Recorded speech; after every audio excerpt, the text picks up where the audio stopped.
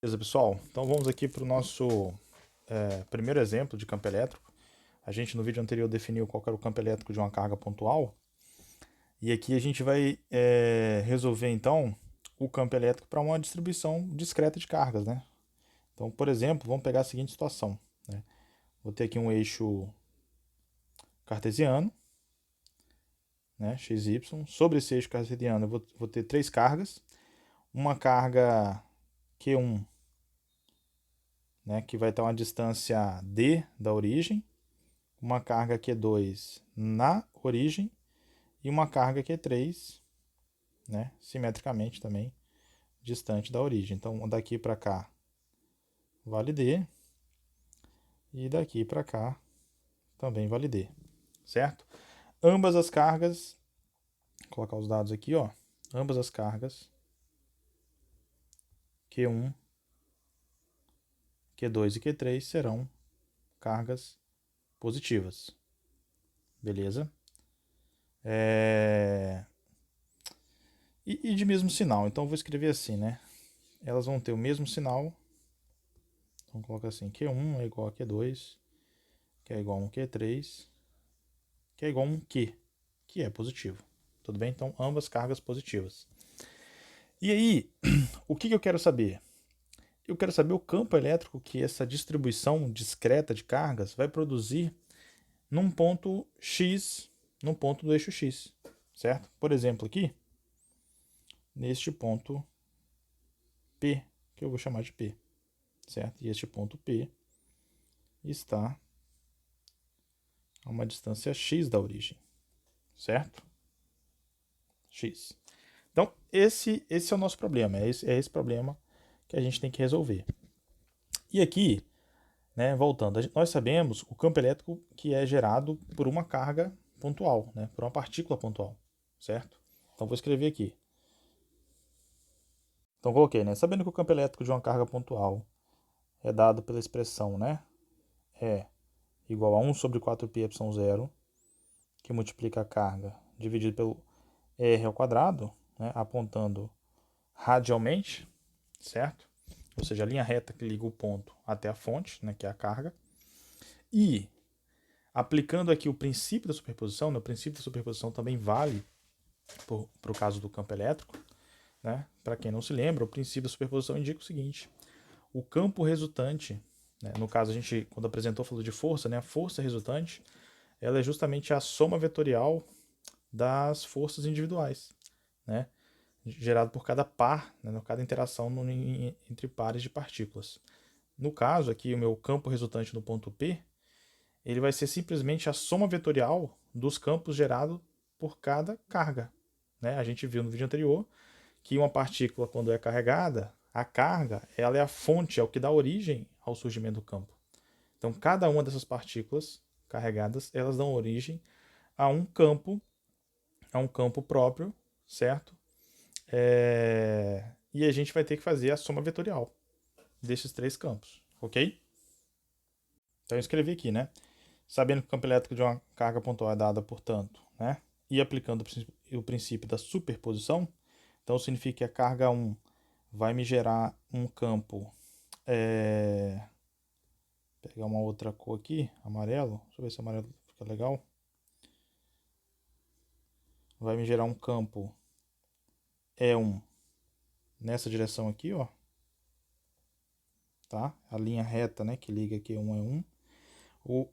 A carga Q2 vai me gerar um campo E2 apontando nesse sentido. E a carga Q3 vai me gerar um campo E3 apontando nesse sentido. Pela simetria do problema, a gente já consegue identificar que E1, E3, né? Elas vão ter componentes em Y que vão se cancelar, certo? E aqui a gente já consegue verificar, então, que o campo resultante vai ser só no eixo X, né? O vetor só vai apontar na direção X, porque as componentes em Y, né? Elas vão ser canceladas mutuamente, tá? Então, já vamos adiantando aqui. Mas vamos lá. O que se segue ao princípio da superposição? Que basicamente eu vou ter que fazer essa soma vetorial. Então, meu campo resultante é a soma vetorial do campo da carga 1 mais o campo da carga 2, mais o campo da carga 3. E aí, nós podemos fazer o seguinte, cada um desses campos eles vão ter uma componente x e y, né? Então eu já posso fazer essa divisão.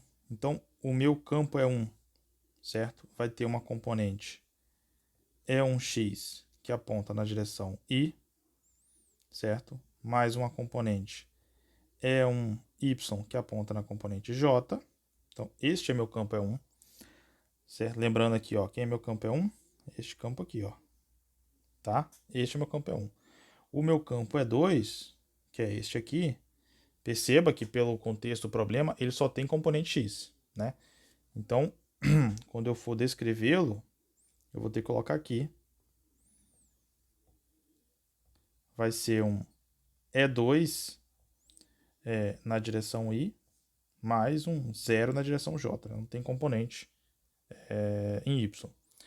O E3 segue a mesma lógica ali, né? Componente 1 em X na direção I, mais uma componente Y na direção J. E aqui, de imediato, né? Deixa eu corrigir os índices aqui. Isso aqui seria o E3x e aqui seria o E3y. Esse J, se a gente for analisar este campo, esse campo E3 aqui, né, a gente pode verificar que a componente J dele é positiva, só que a componente J do E1 aqui, ó, é negativa. Então posso já levar essa informação na hora de escrever aqui a minha soma vetorial. Então, este termo aqui, na verdade, ó, seria aqui menos J, certo? Então, aqui eu colocar assim, entre colchetes. Beleza? E agora tem que calcular essas componentes. Então, quem é minha componente x, quem é minha componente y de cada um desses campos, certo? Se a gente faz uma análise vetorial, esse aqui, vou pegar outra cor. Este aqui tem um ângulo θ, certo? Que vai ser, como é oposto pelo vértice, né, o mesmo ângulo θ aqui. E pela simetria do problema também vai ser o mesmo ângulo θ aqui, certo? Então, a minha componente x, tanto do campo E1 quanto do campo E3, vai ser simplesmente E1 vezes cosseno de θ, certo? Então, substituindo aqui, ó.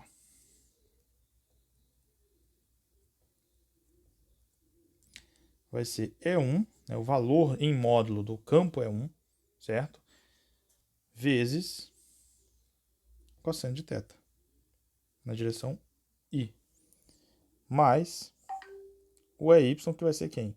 O valor em módulo do campo E1 vezes, no caso vai ter um menos aqui, né, já adiantar essa informação, menos um seno de θ na direção J. E2, ele não tem componente, ele só atua no eixo X. E3, X vai ser o E3 vezes também um cosseno de θ na direção I. E esse aqui vai ser um E3 vezes um seno de θ na direção J. Tá? Agora a gente vai calcular quanto que vale E1, quanto que vale E2, quanto que vale E3. O valor deles é dado justamente aqui, ó, pelo campo elétrico de uma carga pontual. Então é só substituir essa informação lá. Como esta carga Q é igual para os dois, a única coisa que vai diferir E1, E2 e E3 vai ser justamente a distância R2, certo? Então, e aí, a distância R2, para o caso da carga 2, vai ser o próprio x, que está aqui, essa é a distância R2, né? R ao quadrado da carga 2. A distância do caso 1 e 3 vai ser a hipotenusa deste triângulo aqui, ó. Tudo bem? E aí a gente vai ter que fazer essa conta, tá? Então vamos seguir. Campo elétrico resultante é 1, que vale 1 sobre 4πε0, Q sobre a distância do ponto à carga. No caso ali o E1 vai ser justamente x ao quadrado mais d ao quadrado. Isso aqui elevado ao quadrado, porque assim, a distância vai ser uma hipotenusa, né? Vou voltar aqui, ó.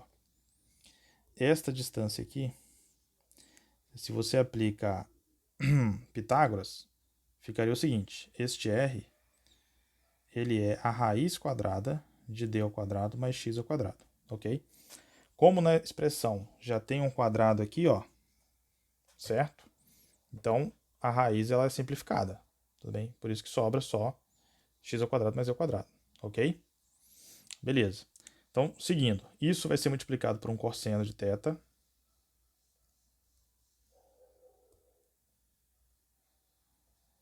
na direção I, menos esse mesmo valor, né, 1 sobre 4πε0, Q sobre x ao quadrado mais d ao quadrado, vezes um seno de θ na direção J. Isso aqui tudo é o meu vetor E1, mais o vetor E2, que vai ser o quê? 1 sobre 4πε0, a carga sobre a distância ao quadrado. Que lembrando aqui, ó, a distância ao quadrado agora, ela passa a ser essa distância aqui, ó, do Q2 até o x, tá? Então, nesse contexto, essa distância fica sendo x ao quadrado, na direção I. Do outro lado, complementando, como esse é ao quadrado aqui, ó, ele está aparecendo duas vezes, eu vou deixar ele em evidência, só porque não vai caber aqui na expressão, tá? E aí, eu vou escrever ele aqui, ó. O resultado desse é 3, né? Quer ver? Deixa eu reescrever essa expressão aqui em cima, ó. Ela ficaria assim. Ficaria aqui um E3, que multiplica um cosseno de θ na direção I mais um seno de θ na direção J. Eu devia já ter feito isso já no E1, né? Mas agora eu percebi para poder simplificar. Então eu vou ter aqui 1, deixa eu colocar aqui, 1 sobre 4πε0, que x ao quadrado mais d ao quadrado, pela simetria do problema, a distância no denominador aqui, ó, é a mesma que está aqui, né? Ou aqui, tá? Vezes, então, o que sobra, que é um cosseno de θ na direção I, mais um seno de θ na direção J, tá? E aqui já é imediato aquilo que a gente concluir aquilo que a gente viu, que é o que? Este termo aqui, ó, né, que é a componente y da carga 1, cancela com este termo aqui, ó, que é a componente y da carga 2, né? Então, o que sobra? Vamos ver, vai sobrar só os termos da componente x. Então, o que foi comum a todos aqui eu vou aglutinar, né? 1 sobre 4πε0, Q. E isso sobra aqui, então, um cosseno de θ na direção I, mais um I sobre x ao quadrado na direção I, né? Mais, aqui esse cosseno de θ aqui embaixo, desculpa, tem um x quadrado mais d quadrado. E do lado de cá também vai sobrar um cosseno de θ sobre x quadrado mais d quadrado na direção I também. Este cosseno de θ, se a gente analisa aqui a nossa figura, a gente verifica que é formado um triângulo retângulo ali. Então, partindo aqui deste triângulo retângulo, tá? A gente, aplicando a definição de cosseno de θ, verifica que cosseno de θ, então, é o cateto adjacente, ou seja, x, dividido pela hipotenusa, r, que é exatamente aquilo ali, ó. D quadrado mais x ao quadrado elevado a meio. Tudo bem? Então, esse seria meu cosseno de θ. Vou pegar essa informação e vou substituir lá embaixo. Então, voltando lá na equação, eu vou ter o seguinte. Vou juntar essa expressão aqui, ó. Meu campo elétrico resultante fica sendo, então, a carga pontual, que divide 4πε0, que multiplica aqui 2 vezes cosseno θ que divide x² mais d² mais 1 sobre x², tudo isso aqui na direção I. Então, o meu campo elétrico resultante vai ser Q sobre 4πε0, 2 vezes 2 que divide x² mais d², cosseno a gente acabou de colocar ali que é x sobre x² mais d² elevado a meio, mais 1 sobre x², tudo isso aqui apontando na direção I. Aglutinando a expressão, chegamos por fim que o campo elétrico gerado por essas três distribuições de carga, né, da maneira que elas estão ordenadas ali, vai ser 2x que divide x² mais d² elevado a 3 meios mais 1 sobre x², apontando na direção I. Então, este é o campo elétrico para qualquer ponto ao longo do eixo X. Correto? E aqui a gente pode fazer agora algumas aproximações aqui, ó. Por exemplo, se eu considero que este campo elétrico, né, só supondo aqui, né, que esse campo elétrico X aí, ele é muito pequeno, né? Vamos considerar o caso em que X ele tende a zero, né? Qual que é a resposta esperada? Voltando para a figura.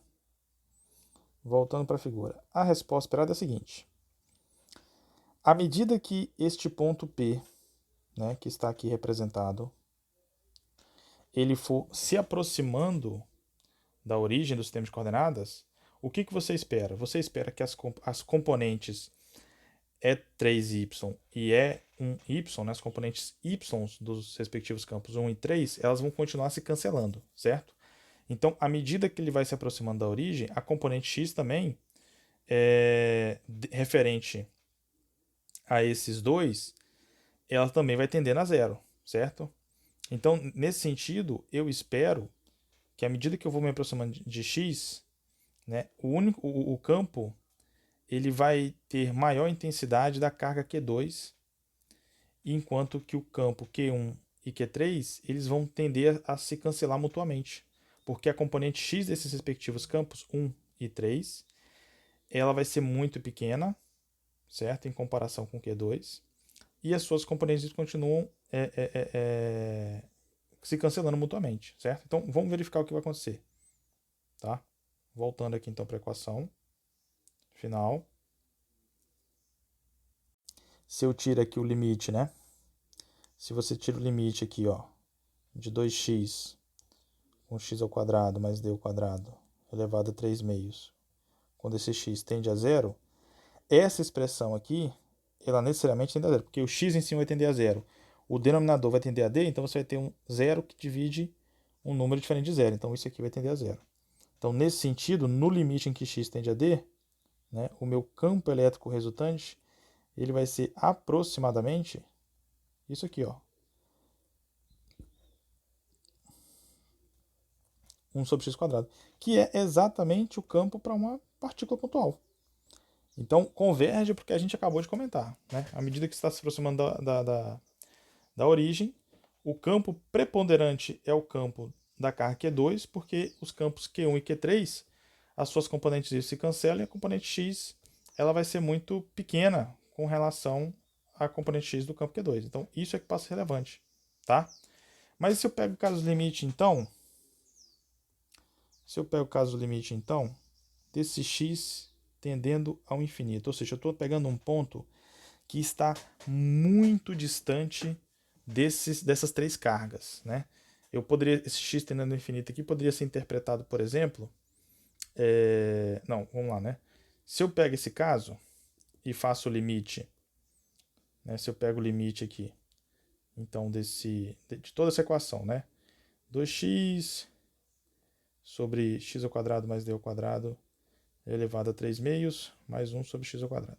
Se eu faço o limite dele tendendo ao infinito, esse resultado aqui vai ser zero também, como era de se esperar, né? Porque até o campo de uma carga pontual também tende ao infinito. Então, esse caso ele não é interessante para a gente não dar muitas informações, né? Em termos de como a gente pode interpretar ou verificar se nossa resposta está correta. Mas um caso interessante de ser feito é o seguinte: em vez de fazer x tendendo ao infinito, a gente vai fazer o seguinte: vamos pegar um x que ele é muito maior do que a distância entre as partículas, né? A distância d. Então, vamos considerar que esse x aqui, então, ó, ele é muito maior que d, certo? E aí, como é que eu trabalho com isso, com a situação de um x muito maior que d? Vou reescrever de novo a expressão original. Então, o campo elétrico resultante, ele é aqui um Q sobre 4πε0, que multiplica aqui, né, 1 sobre x ao quadrado, mais um 2x, que divide um x quadrado mais d quadrado elevado a 3 meios. Beleza? Tudo isso apontando na direção I. Então, como o x ele é muito maior que d, a gente pode fazer a seguinte aproximação. X sendo muito maior que d, isso pode implicar no seguinte, que esse termo aqui, ó, x quadrado mais d quadrado elevado a 3 meios, ele pode ser aproximadamente um x quadrado elevado a 3 meios, que isso daria um x elevado ao cubo, né? Como o x ele é muito maior que d, essa soma de d dentro do parênteses ela vai ser praticamente desprezível. Então eu posso aproximar esse denominador de simplesmente x elevado ao cubo. E aí o que se reduz aqui a minha expressão? Né, o meu campo aqui fica sendo Q sobre 4πε0, 1 sobre x ao quadrado, mais um 2 vezes x, onde aqui ó, aproxima para x ao cubo. Esse x ao cubo aqui simplifica com esse x, né? Eu vou ter então que meu campo R vai ser ó, um Q sobre 4πε0, 1 sobre x ao quadrado, mais 2 sobre x ao quadrado. O denominador é igual, quando eu somo, eu concluo então que vai dar 3 sobre x ao quadrado, aglutinando aqui na expressão, ó, dá aproximadamente isso. Isso aqui, na verdade, né, seria uma aproximação, né? Então, esse campo, olha só, o que ele difere de um campo de uma partícula pontual? Apenas que esse 3Q está aqui, ó. Então, a grandes distâncias, há um x muito maior do que a distância d que separa as partículas 1 de 2 e 3 de 2, essa configuração, essa distribuição de três partículas, ela é vista como sendo uma carga única que que vale 3Q, certo? Então, há uma distância x muito maior que d, essa distribuição 3 ela é vista como sendo uma única carga, né? E faz todo sentido. Se se o x é muito maior que a distância d que a separa, né? Isso essa separação passa a ser irrelevante. Então, o comportamento do campo ele tende a ser como se fosse realmente de uma carga que tem o triplo do valor da carga original, tá ok? Então, aqui a gente encerra, né, conclui a discussão desse exercício. Ele é um exercício ainda de distribuição de carga discreta, né, ou seja, eu tenho três cargas pontuais distribuídas ao longo de um plano cartesiano, e para achar o resultado eu tenho que fazer uma análise vetorial, tudo bem? A gente depois vai transitar para uma análise de uma distribuição contínua de carga.